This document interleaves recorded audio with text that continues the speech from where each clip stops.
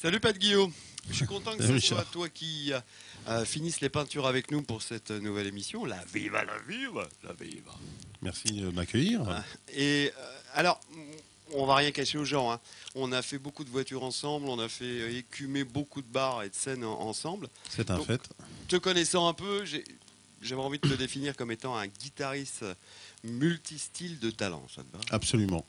C'est tout à fait ça. Comment t'es tombé là-dedans, toi, alors que tu viens du piano à Au la départ, base? oui. Piano 7 ans, piano classique, skateboard à 11, à peu près. Et, 10, 11. et la guitare, c'était pour les gonzesses. La guitare, c'était pour le premier vinyle que j'ai eu de ma vie. Je suis passé de Beethoven à AC/DC d'un coup net, moi. C'est-à-dire, Ah on oui. m'a offert Back in Black à l'époque, c'est pour ceux qui connaissent AC/DC, Hells Bells et tout ça.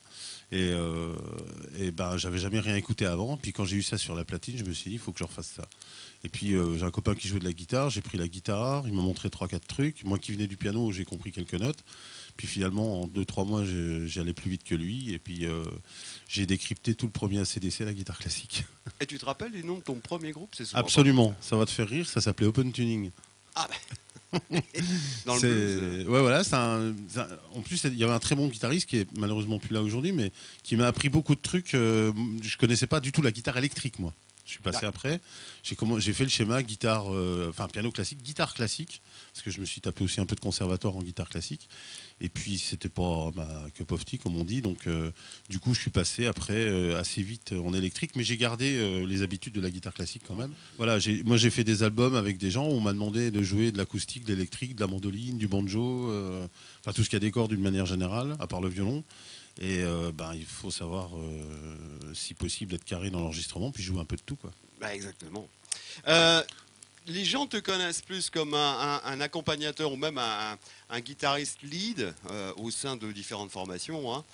Ils connaissent pas vraiment ton passé qui est bien fourni d'auteur-compositeur. Ah oui, j'ai écrit des chansons, oui, effectivement. Pour qui? Allez, vas-y. Alors, de connus, pas trop, mais si, Fabien Lorraine, tout l'album 2005 qui s'appelle À nos ressemblances. On était 5 semaines à Polygone à Toulouse, avec un grand ingénieur du son qui s'appelle Bruno Milonas. Alors, Bruno Milonas, c'est Gottener, oui. Sardou, Aznavour, Jean-Michel Jarre, j'en passais des meilleurs. Donc, travailler avec des gens comme ça.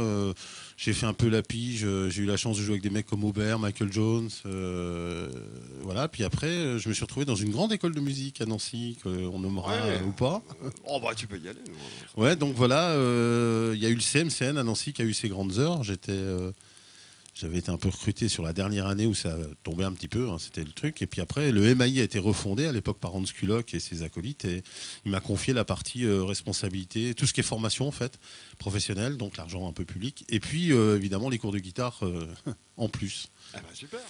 L'actu, il y a d'abord A31 avec qui on a quand même fait 2 albums et on espère continuer à tourner longtemps. Oh, espérons, je connais le chanteur moi. Oui, oui, c'est marrant. C'est le mec qui me parle en ce moment, donc voilà. Et à 31, c'est plus de 20 ans.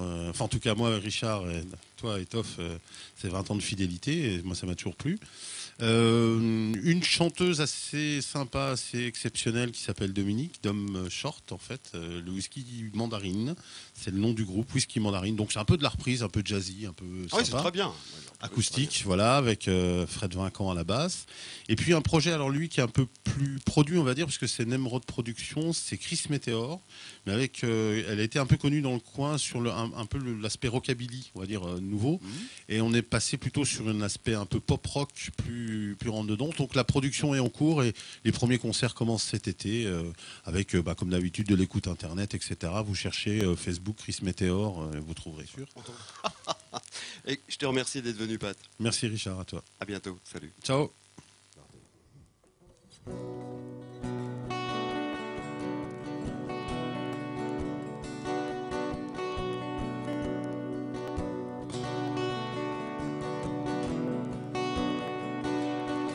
Where I'm standing on a crossroads. There are many roads to take.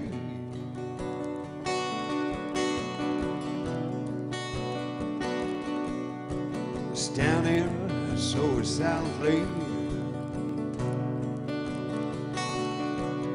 for fear of mistake.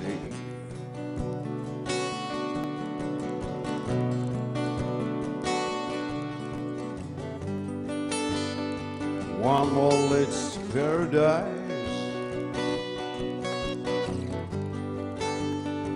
One more it's to pay.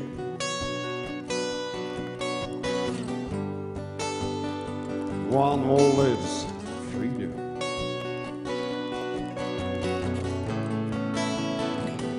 They all look the same.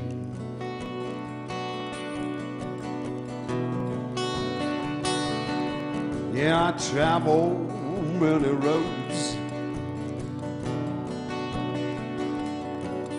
and all of them go.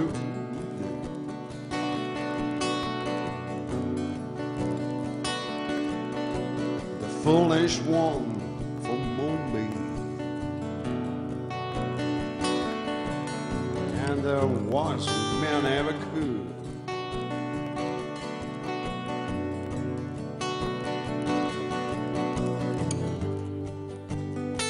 One wallet to sacrifice. One wallet to save. One wallet to freedom. They'll look and see. There were roads I never traveled. There were turns that I didn't take. There were misuse that I left unraveled.